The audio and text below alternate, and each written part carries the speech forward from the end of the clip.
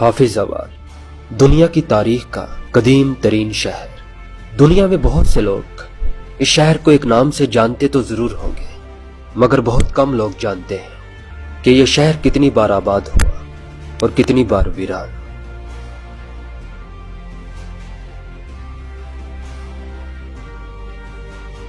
اس شہر پر کئی راجاؤں، مہاراجاؤں اور بادشاہوں نے حکومت کی، اور یہ شہر کئی بار تباہ ہوا اور کئی بار فتح۔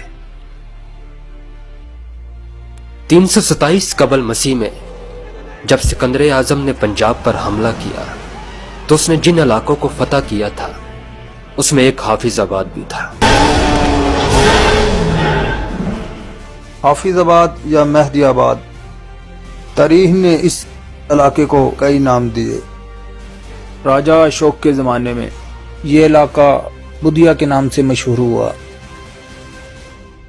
اس علاقے میں بدھیا مذہب کی بہت سی عبادت گاہیں موجود تھیں۔ 232 سے لے کر 268 قبل مسیح تک یہ علاقہ بدھیا کے نام سے جانا جاتا رہا ہے۔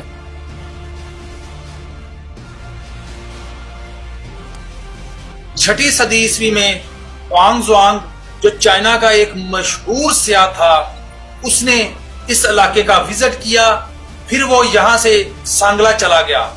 وہاں پر اس نے ایک ٹاؤن میں ایک رات قیام کیا۔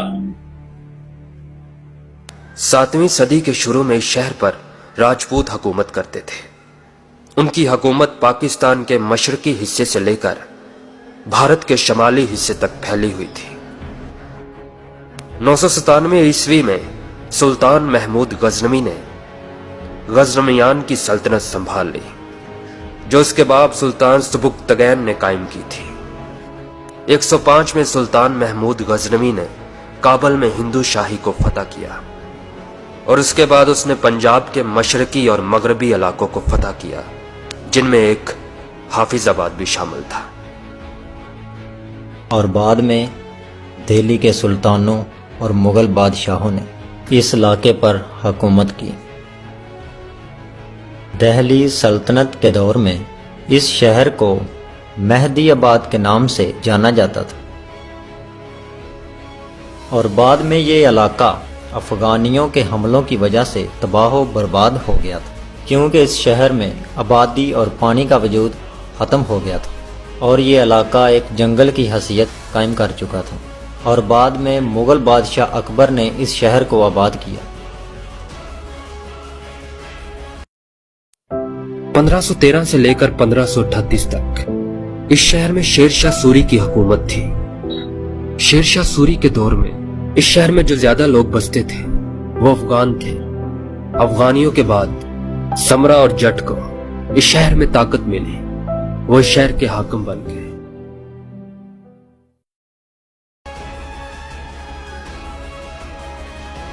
1530 سے 1556 کا دور مغل بادشاہ ہمایوں کا دور تھا۔ اس دور میں حافظ آباد میں بہت سی مساجد اور دینی مدارس قائم ہوئے۔ یہ حافظ آباد کے باسیوں کے لیے ایک سنہری دور تھا۔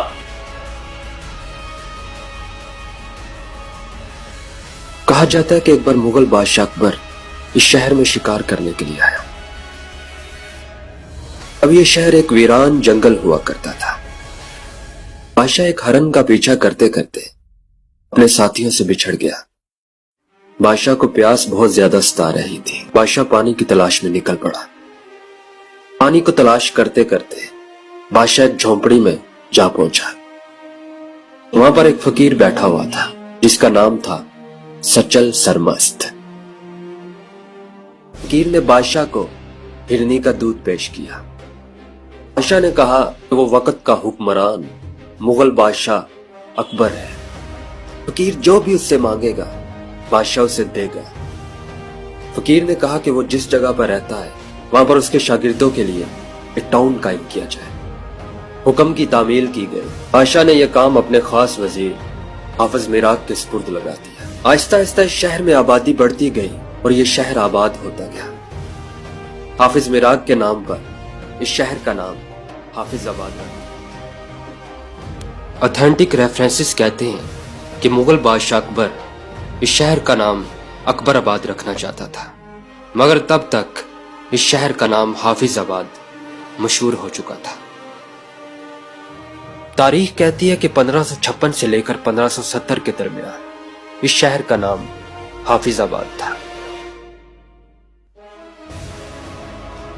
1558 से लेकर 1707 तक इस शहर में मुगल बादशाह औरंगजेब की हुकूमत थी।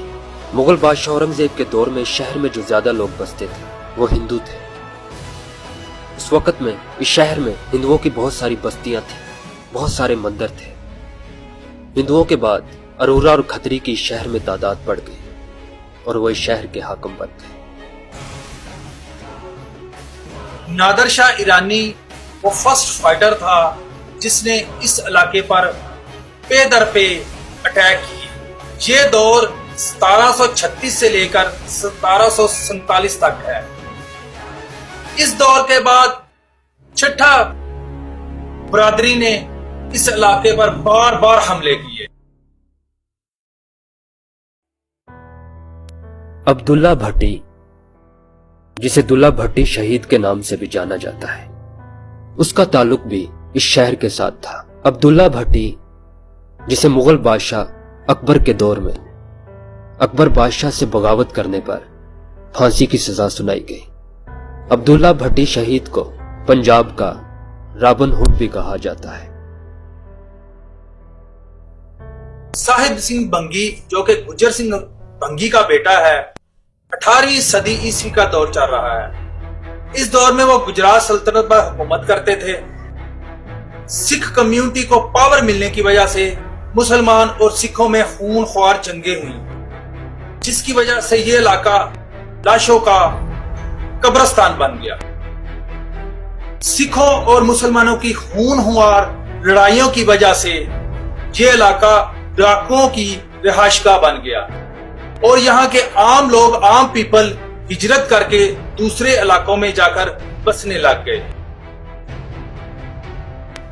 मुगल बादशाह औरंगजेब की वफात के बाद मुगल हुकूमत कमजोर हो गई और दुश्मन ताकतों की साजिशें ज्यादा मजबूत हो गई।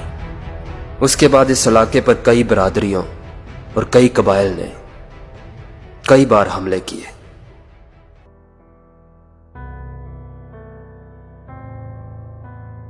लोग आते रहेंगे, लोग जाते रहेंगे, पर यह शहर ऐसे ही आबाद रहेगा।